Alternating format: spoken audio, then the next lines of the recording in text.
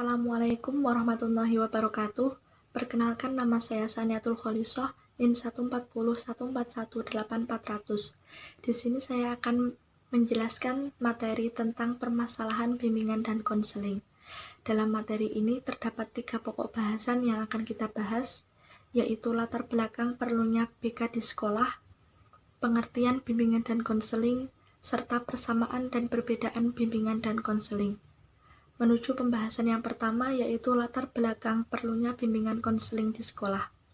Seiring perkembangan zaman, problematika yang dialami oleh setiap peserta didik sangat beragam. Perlunya BK di sekolah adalah sebagai pemantau masalah setiap peserta didik. BK merupakan salah satu komponen sistem pendidikan, khususnya di sekolah. Guru merupakan salah satu pendukung, unsur pelaksana pendidikan yang bertanggung jawab untuk melayani bimbingan dan konseling di sekolah. Siswa tidak hanya butuh materi pelajaran, namun juga butuh materi BK, karena pada dasarnya hidup tidak akan lepas dari suatu masalah. Faktor yang melatar belakangi muncul dan perlunya BK di sekolah, yaitu yang pertama, latar belakang psikologis. Latar belakang ini memberikan pemahaman tentang tingkah laku individu yang menjadi sasaran atau klien. Hal ini sangat penting karena bidang garapan BK adalah tingkah laku kliennya. Yang kedua, latar belakang sosial budaya. Individu merupakan biopsiko-sosio-spiritual.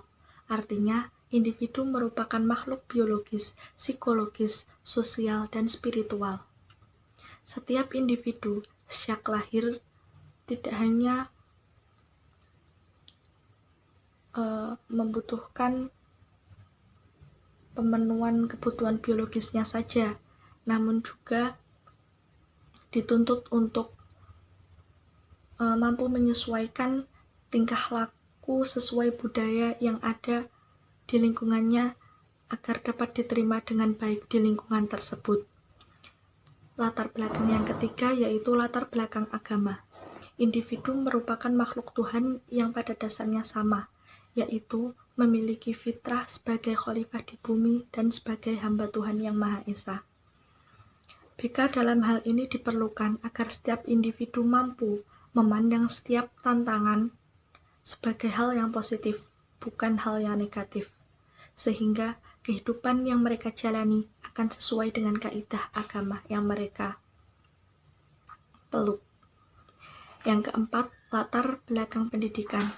BK diperlukan untuk mengembangkan pendidikan yang bersifat meninggi, meluas, dan menyeluruh. Meninggi dalam hal ini berarti membantu, membimbing, atau memilih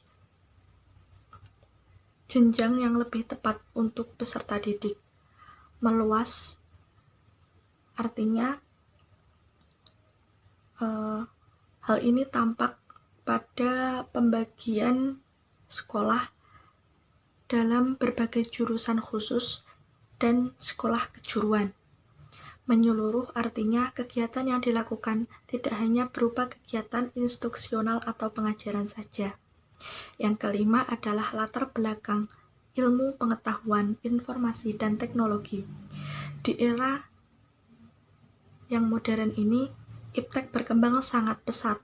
Oleh karena itu, bimbingan dan konseling sangat dibutuhkan agar individu dapat mengetahui dampak positif dan negatif dari adanya perkembangan ilmu pengetahuan, teknologi, ilmu pengetahuan, informasi, dan teknologi tersebut. Pembahasan yang kedua yaitu pengertian bimbingan dan konseling.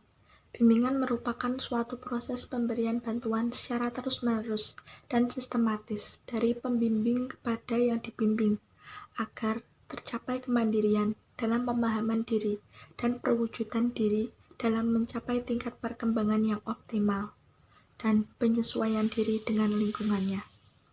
Konseling terdiri dari 2 pengertian. Yang pertama, konseling menurut etimologis merupakan pemberian nasihat, ajaran, dan pembicaraan dengan bertukar pikiran. Sedangkan menurut terminologis, merupakan hubungan tatap muka yang bersifat rahasia, penuh dengan sikap penerimaan dan pemberian kesempatan dari konselor untuk klien. Dari pengertian bimbingan dan konseling di atas, dapat disimpulkan bahwa BK merupakan upaya dalam memberikan pelayanan bantuan kepada anak agar mampu mandiri dan berkembang secara optimal. Tujuan dari BK adalah agar anak dapat memilih, mempersiapkan diri, dan memegang tanggung jawab, serta mendapat hal yang berharga dari keputusan yang diambilnya. Pembahasan yang terakhir yaitu persamaan dan perbedaan bimbingan dan konseling. Persamaan bimbingan dan konseling terdapat dalam beberapa hal. Yang pertama, bimbingan dan konseling sama-sama merupakan suatu proses bantuan kepada individu dalam memecahkan suatu masalah. Yang kedua, bimbingan dan konseling sama-sama melayani semua individu tanpa terkecuali, tanpa memandang umur, jenis kelamin, suku, agama, dan status sosial ekonominya. Yang ketiga, bimbingan dan konseling sama-sama berurusan dengan pribadi dan tingkah laku yang unik dan dinamis. Yang keempat, bimbingan dan konseling sama-sama mengarahkan individu untuk mampu membimbing dirinya sendiri dalam menghadapi suatu masalah. Yang kelima, bimbingan dan konseling merupakan bagian integral dari pendidikan dan pengembangan individu. Yang keenam, bimbingan dan konseling sama-sama menyusun programnya pada jenjang pendidikan dari yang terendah sampai yang tertinggal. Yang selanjutnya, perbedaan bimbingan dan konseling. Perbedaan bimbingan dan konseling terdapat pada dua sisi. Yang pertama, dari segi kegiatannya. Bimbingan lebih cenderung melakukan usaha pemberian informasi dan melakukan pencegahan terhadap individu untuk menghadapi masalahnya. Sedangkan konseling merupakan bantuan yang mengharuskan tatap muka dalam mengatasi suatu masalah. Yang kedua, dari segi tenaga pelaksananya. Bimbingan bisa dilakukan oleh guru, orang tua, wali kelas, kepala sekolah, bahkan orang dewasa kepada siswa yang memerlukannya. Sedangkan konseling hanya bisa dilakukan oleh orang terlatih, karena dalam melakukan konseling harus memiliki keahlian yang sesuai. Jadi, tidak semua orang yang dapat melakukan bimbingan dapat melaksanakan konseling. Sekian pemaparan materi dari saya. Apabila ada kekurangan, mohon maaf yang sebesar-besarnya. Saya akhiri. Wassalamualaikum warahmatullahi wabarakatuh.